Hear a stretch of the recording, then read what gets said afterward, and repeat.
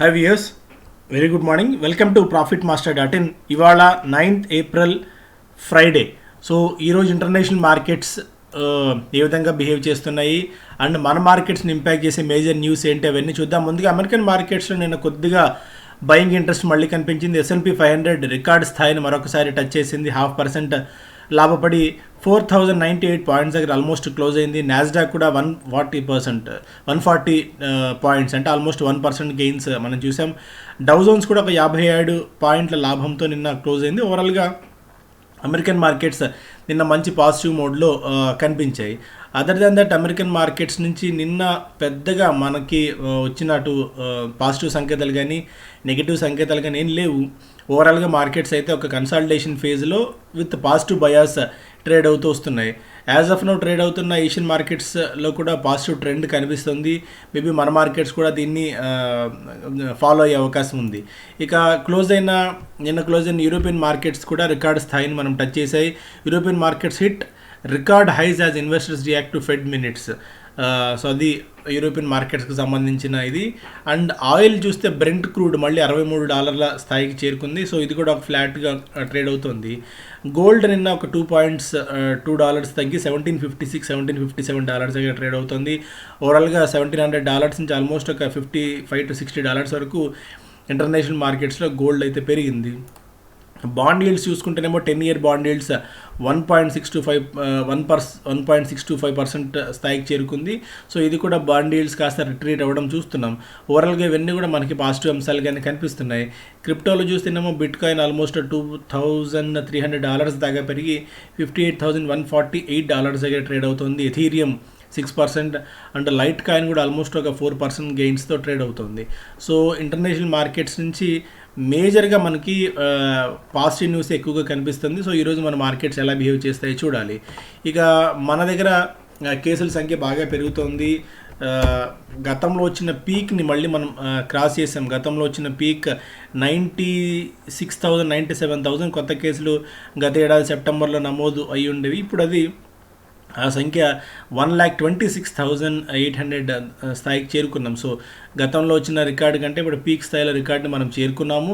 So అయితే దీని గురించి అంతగా వరీ కావాల్సిన అవసరం లేదు. వ్యాక్సినేషన్ ప్రక్రియ కొనసాగిస్తూ ఉండండి అండ్ RT-PCR టెస్టులు బాగా చేయండి అని చెప్పి ప్రధానమంత్రి నిన్న వివిధ రాష్ట్రాల ముఖ్యమంత్రులతో భేటీ అయినప్పుడు ఆయన మాట్లాడారు. సో వ్యాక్సినేషన్కు కొరత ఏం లేదు, దాని గురించి ఆలోచించాల్సిన అవసరం లేదు. సాధ్యమైనంత త్వరగా మీరు ఈ డ్రైవ్ అయితే మొదలు పెట్టండి. కేసులు పెరుగుతున్నాయని ఆందోళన పడాల్సిన అవసరం లేదన్నట్టుగా ఆయన భరోసా ఇచ్చారు. బట్ కొన్ని రాష్ట్రాలు అటు వెస్ట్ బెంగాల్ కానివ్వండి, మహారాష్ట్ర కానివ్వండి, ఈ రెండు రాష్ట్రాల మధ్య అలాగే ఆంధ్రప్రదేశ్ కొన్ని రాష్ట్రాల్లో వ్యాక్సిన్ కొరత బాగా తీవ్రంగా ఉంది అని చెప్పి కేంద్రం మీద ఆరోపణలు చేస్తుంటే కేంద్రం మాత్రం దీన్ని తోసిపుచ్చింది. అలా వ్యాక్సిన్ కొరత ఎక్కడా లేదు. సో దీన్ని మీరు సక్రమంగా కనుక ప్లాన్ చేసుకుని వేసుకున్నట్టయితే సో స్టిల్ ఇంకా స్టాక్స్ తమ దగ్గర ఉన్నాయని చెప్పి కేంద్ర ప్రభుత్వం చెప్తోంది. సో మొత్తానికి ఆ సందిగ్ధం అయితే నడుస్తుంది. ఇక ఎకనామిక్ టైమ్స్ చూస్తేనేమో ఫస్ట్ పేజ్లో PM to CMs మనం ఆల్రెడీ మాట్లాడుకున్నాం దీని గురించి. Malls get mauled again, sees 15 to 30% of drop in footfalls. So మళ్ళీ మాల్స్లో 15 నుంచి 30% వరకు ఫుట్ ఫాల్స్ అంటే జనాల రాక తగ్గింది అని ఒక డేటా చూస్తున్నాము. ఫ్యాషన్ రీటైలర్స్ మళ్ళీ భయపడుతున్నారు, ఎందుకంటే ఫస్ట్ క్వార్టర్లో బిజినెస్లో 20 నుంచి 25% దాకా ఎఫెక్ట్ అవుతుందేమో అని చెప్పి. అటు మహారాష్ట్రలో కేసుల సంఖ్య బాగా పెరుగుతున్న నేపథ్యంలో కాస్త ఆచితూచి వ్యవహరిస్తున్నారు. అండ్ అక్కడ మాల్స్ మీద వాటి మీద మళ్ళీ ఆంక్షలు విధించడం కూడా కాస్త టెన్షన్ పెట్టించే ప్రక్రియ ఎలా ఉంది. అందుకని malls, fashion retailers, especially FMCG brands ఇవన్నీ కూడా కాస్త ఆందోళన పడుతున్నాయి. Some states start rationing vaccine. So ఇది మనం మాట్లాడుకున్నాం దీని గురించి already. ShareChat bags unicorn tag after raising $502 million. So $502 million సమీకరించిన తర్వాత షేర్ చాట్ కూడా యూనికార్న్ జాబితాలో చేరుకుంది. So funding from Tigers others value company $2.1 billion. So $2 billion మార్క్ని చేరుకొని దానిపైన $2.1 billion వాల్యుయేషన్ని షేర్ చాట్ సొంతం చేసుకుంది. సో కొత్తగా వస్తున్న కంపెనీస్ ఏ స్థాయిలో వాల్యుయేషన్స్ పొందుతున్నాయో మనం చూడాలి.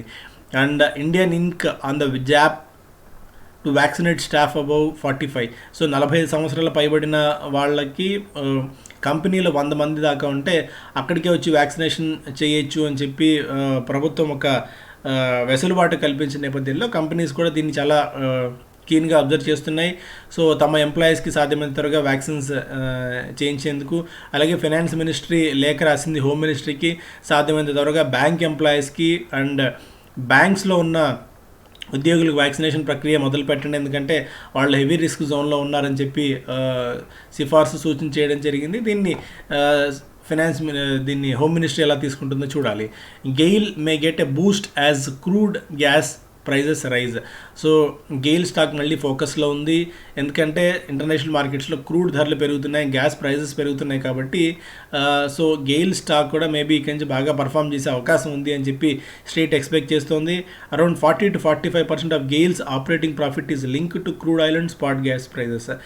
సో గెయిల్కి వచ్చే రెవెన్యూలో, ఆపరేటింగ్ ప్రాఫిట్లో, నిర్వహణ లాభంలో 40 నుంచి 45% వరకు డైరెక్ట్గా క్రూడ్ అండ్ గ్యాస్ ప్రైజెస్కి లింక్ అయిన నేపథ్యంలో అక్కడ క్రూడ్ పెరిగితే రియలైజేషన్స్ కూడా వాళ్ళకి బాగా పెరిగి ప్రైజ్ మెకానిజం ఇంప్రూవ్ అవుతుంది, ఆపరేటింగ్ ప్రాఫిట్స్ కూడా పెరుగుతాయి కాబట్టి పరోక్షంగా ఈ కంపెనీ కూడా లాభపడే అవకాశం ఉంది అని చెప్పి అనలిస్టులు ఎక్స్పెక్ట్ చేస్తున్నారు. ICICI, SBI and axis gain from HDFC bank freeze.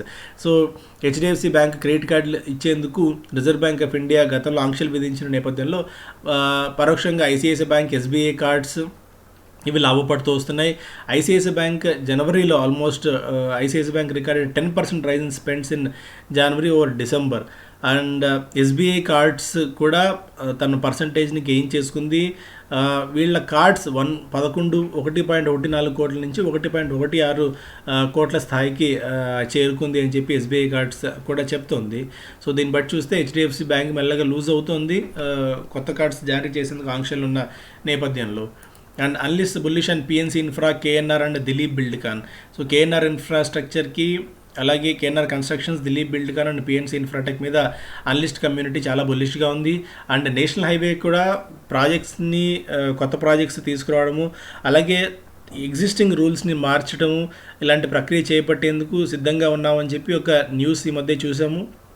ఇవన్నీ కూడా ఇలాంటి కంపెనీస్కి బెనిఫిట్ అయ్యే అవకాశం ఉంది. KNR constructions strong execution capabilities ఈ కంపెనీకి ఉన్నాయి కాబట్టి దీన్ని కూడా కరెక్షన్స్లో మనం పిక్ చేసుకోవచ్చు. వెడిల్ వైజ్ అంచనా ప్రకారం average order book to bill ratio of select construction companies has touched 13-year high of 14.4.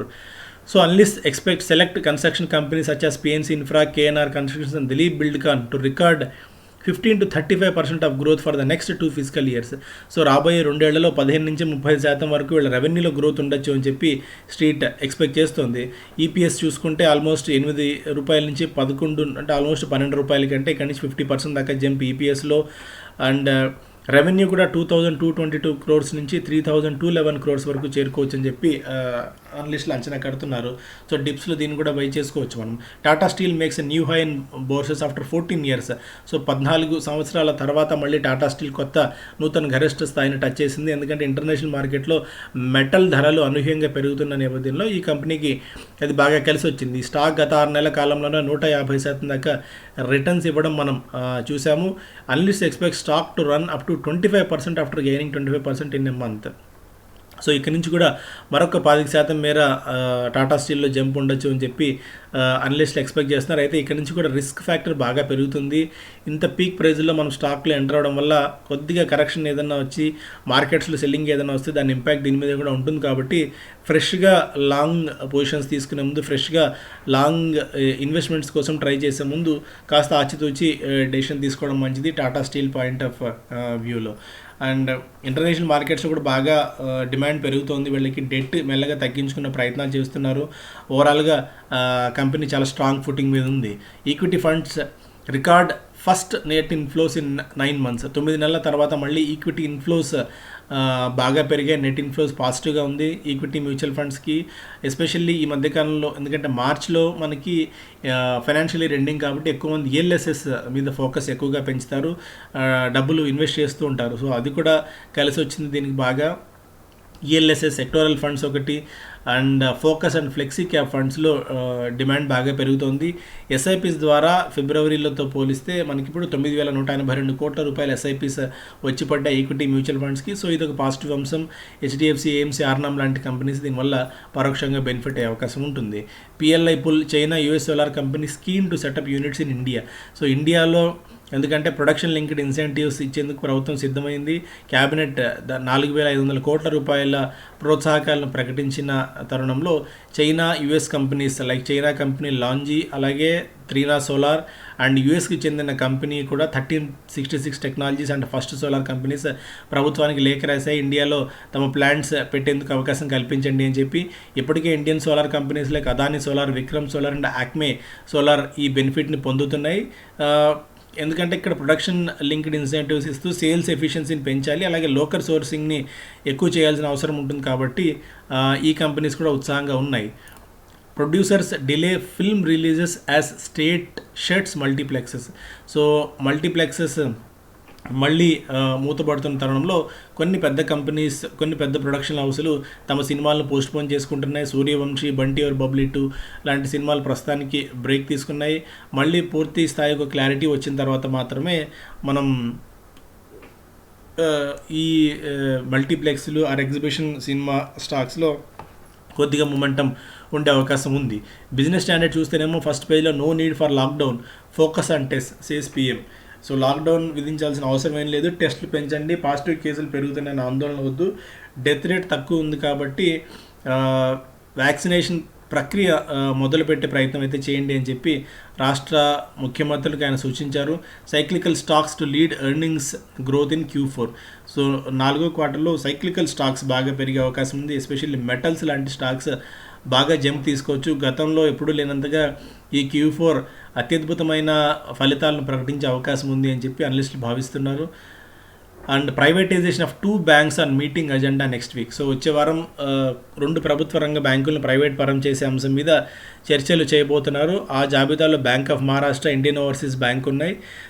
ఈ 2 బ్యాంకులను ఎందులో విలీనం చేయాలి అన్న అంశాల మీద నీతి ఆయోగ్ డిస్కషన్ చేయొచ్చు. సో ఈ స్టాక్స్లో మళ్ళీ మనకి యాక్టివిటీ కనిపించే అవకాశం ఉంది ఈరోజు and next week. So first పేజ్లో మేజర్ అంశం. అలాగే second wave swamps eateries. So eateries సంస్థల మీద ఈ సెకండ్ వేవ్ ఇంపాక్ట్ ఉంది అన్నది ఒక data point. And metal index soars as steel prices rise. Steel prices బాగా పెరుగుతున్నాయి అండ్ మెటల్ ఇండెక్స్ కూడా బాగా పెరుగుతుంది. జిందాల్ స్టీల్, JSW స్టీల్ మనకి 1 ఇయర్లో 58%, Jindal steel and power 56%, SAIL 30%, Tata steel 42%, Hindustan zinc 33%. ఇలా ఈ ఇయర్లో ఈ 4 నెలల కాలంలోనే ఈ సంస్థలన్నీ కూడా ఈ స్థాయిలో లాభాలను మనకి అనౌన్స్ చేశాయి. సో మెటల్ ఇండెక్స్ ఇక్కడ నుంచి కూడా ఇంకా విపరీతంగా పెరిగే అవకాశం ఉంది అని చెప్పి అంచనా కడుతున్నారు అనలిస్టులు. And small cap index at new high, analyst expect more upside. ఇక్కడ నుంచి కూడా BSE స్మాల్ క్యాప్ ఇండెక్స్లో మరింత అప్సైడ్ ఉండొచ్చు అని చెప్పి స్ట్రీట్ భావిస్తోంది. ఇప్పటికే మనకి గత మార్చ్ ఏప్రిల్కే HEG almost 65, graphite India 45, Aarti surfactants 45, Prakash industries 37, electro steel casting, Sandur manganese, Panacea, Tata metaliks, Usha Martin, Religare లాంటి స్టాక్స్ 30% పైగా లాభాలని నమోదు చేస్తూ దూసుకుపోతున్నాయి. సో స్మాల్ క్యాప్ ఇండెక్స్లో ఇంకా మరింత స్ట్రీమ్ మిగిలి ఉంది. ఈ స్టాక్స్లో ఈ సెక్టార్ కానీ లేకుంటే ఈ ఇండెక్స్లో, సెక్టోరల్ ఇండస్ట్రీస్లో మరింత జంప్ ఉండొచ్చని చెప్పి భావిస్తున్నారు. అండ్ ఈ స్టాక్స్లో ఆల్రెడీ బాగా పెరిగిన స్టాక్స్లో ఇన్వెస్ట్ చేసే ముందు కాస్త జాగ్రత్తగా ఉండడం మంచిది. Vehicle registration down 29% in March, FADA. So federation of automobile dealers association లెక్కల ప్రకారం మార్చి నెలలో వివిధ కేటగిరీలు, అన్ని కేటగిరీలు కలిపి వెహికల్ రిజిస్ట్రేషన్ల సంఖ్య దాదాపు 29% తగ్గింది అని చెప్పి చెప్తున్నారు. సో ఇది ఆటోమొబైల్ పరిశ్రమకి కాస్త చెంపపెట్టుగా మారే అవకాశం ఉంది. ఎందుకంటే లాస్ట్ 7-8 మంత్స్ నుంచి అనూహ్యమైన వృద్ధిని సాధించిన ఈ రంగం కాస్త వెనకబడుతోంది.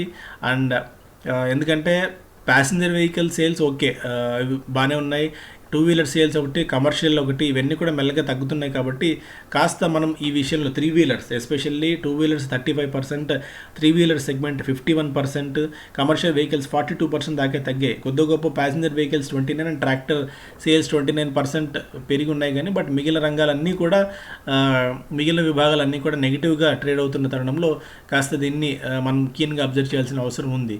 ఇక పదే మీ అందరికీ చెప్తున్నట్టు ప్రాఫిట్ మాస్టర్ డాట్ ఇన్ మనకి ఏప్రిల్ 16th నుంచి ఫండమెంటల్ అనాలిసిస్ క్లాసెస్ నిర్వహించబోతోంది. ఒక స్టాక్ సెలక్షన్ ఎలా చేయాలి, ఒక సెక్టార్లో సెలక్షన్, ఒక స్టాక్ని ఎలా మనం సెలెక్ట్ చేయాల్సిన అవసరం ఉంటుంది, ఒక క్వాలిటీ స్టాక్ అంటే ఏంటి, క్వాలిటీ స్టాక్ అనే దానికి పారామీటర్ ఏంటి అన్న అంశాలను కూడా మీరు తెలుసుకుంటారు. ఇక్కడ నుంచి మార్కెట్స్లో స్పెసిఫిక్గా ప్రాఫిట్ బుక్ చేసుకోవచ్చా, అండ్ ఈ టైంలో ఎలాంటి స్టాక్స్ మనం పిక్ చేసుకోవాలి, ఏ సెక్టార్స్ మనం ఐడెంటిఫై చేయాలి, ఓవరాల్గా మల్టీ బ్యాగర్స్ అంటే ఏంటి, మల్టీ బ్యాగర్ స్టాక్స్ని ఎలా ఐడెంటిఫై చేయాలి మనం అన్న అంశాలతో పాటు మీకు ఫండమెంటల్ అనాలిసిస్ మీద పూర్తి అవగాహన కల్పించే ప్రయత్నం అనలిస్టులు చేస్తారు. సో 5 days అంటే almost 11 to 12 hours of classes మీకు ఉంటాయి. అండ్ మీరు డైరెక్ట్గా అనలిస్ట్తో కూడా ఇంటరాక్ట్ అవ్వచ్చు క్వశ్చన్ అండ్ ఆన్సర్ సెషన్ ద్వారా. సో ఈ 5 క్లాసుల్లో మీకు మార్కెట్ మీద పర్స్పెక్టివ్ మారుతుంది అనడంలో ఎలాంటి సందేహం లేదు. సో రిజిస్ట్రేషన్ ప్రక్రియ మొదలైంది, మనకి ఇంకా 1 week మాత్రమే టైం ఉంది. 9618956931 ఈ నెంబర్కి మీరు వాట్సాప్ చేసినా కూడా మీకు మరిన్ని వివరాలు తెలుసుకోవచ్చు. సో సాధ్యమైన త్వరగా రిజిస్ట్రేషన్ ప్రక్రియ పూర్తి చేసుకోండి. ఇది పెయిడ్ వెబినార్ అన్న విషయం గుర్తుపెట్టుకోండి. So thank you so much, have a great weekend.